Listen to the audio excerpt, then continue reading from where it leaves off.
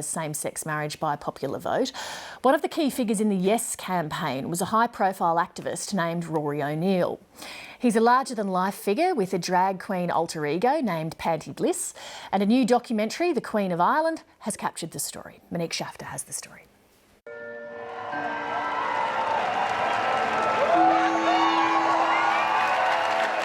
Really, The Queen of Ireland is ostensibly about me and my life, but it isn't actually. It's actually about a changing Ireland and how Ireland has changed.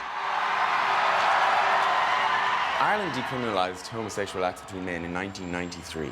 That is so recently. And so the journey that Ireland has made in a very short space of time, right up to May last year when the gay community achieved full equality under the law, it's a remarkable journey. People often wonder, are Rory and Panti entirely separate characters? And actually they're not. And so really the kind of drag that I do, Panti is really, she is just another aspect of Rory, a concentration of Rory. My job as a drag queen is to sort of commentate from the fringes, just say the unsayable. And if you have a problem with that, fucking sue me. Which is weird, because that actually happened.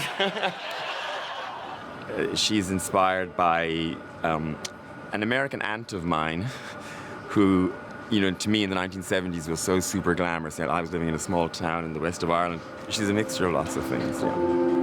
In what ways did you experience homophobia growing up? There's the usual people calling you a faggot or throwing stuff at you or, whatever. And even in somewhere, as liberal and open as Sydney is, every gay person has to modify their gayness, in a sense, in order to be safe or not be the object of ridicule or scorn every single day. I would like to remind you that anybody can get married in this country except you. Any fascist, any murderer, any sex offender can get married, but you cannot.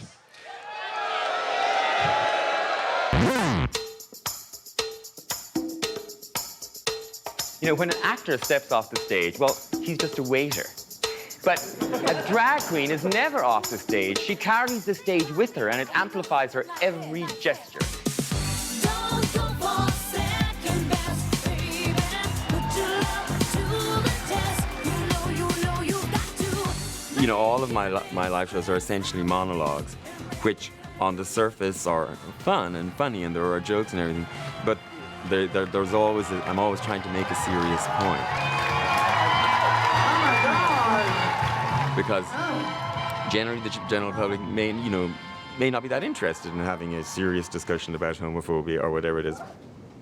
But if you can deliver that to them in a way that's also entertaining, it often gets you further. I only wish I was 21 rather than 71. Ireland appears to be on course to make history by becoming the first country to approve same-sex marriage by time. But within minutes of boxes being opened around the country at 9 o'clock this morning, the tallies told one thing: Ireland had given equal marriage a resounding yes. Everybody in Ireland has an LGBT member of their family or a friend or a neighbour or a co-worker.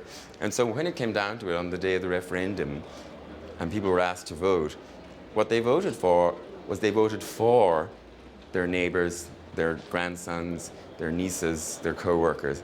And that's why Ireland changed. It changed because over the last 20 years, LGBT people came out and revealed themselves. The Yes campaign was about real people telling their stories and saying, this is who I am and this is how this affects me. And the No campaign against marriage equality, theirs were intellectual arguments about the kind of society they wanted to see reflected in the Constitution. And that's a very dry argument.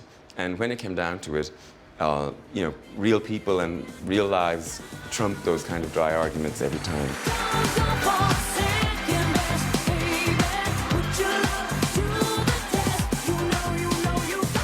I know you're probably going to have a plebiscite here. Doing it by referendum is not something that I would recommend. It's a difficult process. It's a very uncomfortable and often unpleasant process, especially for LGBT people, because People are given a chance and a voice to say the most horrible things about you. If we vote yes on May 22nd, we will be forced to pretend that two fathers or two mothers are just the same as a mother and a father. Actually, during the campaign, I think there was more of the kind of sort of naked homophobia about, there was more chance that somebody would call you a faggot in the street or something, because it was in the ether. This stuff was being constantly brought up and presented.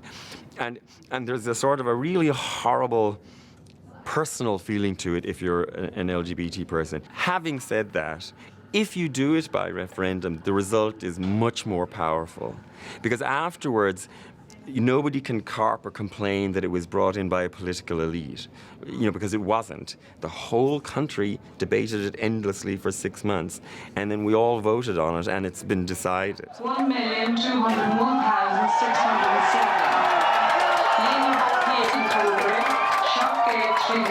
Nice job. And immediately from the next day, you saw gay couples, for example, holding hands in the street in a way that you just didn't before. It felt bigger than simply about marriage. It felt like that the question was really, are you fine with gay people? Do you think they are fully and equal citizens? And it just felt amazing that the country had very definitively said yes. That story from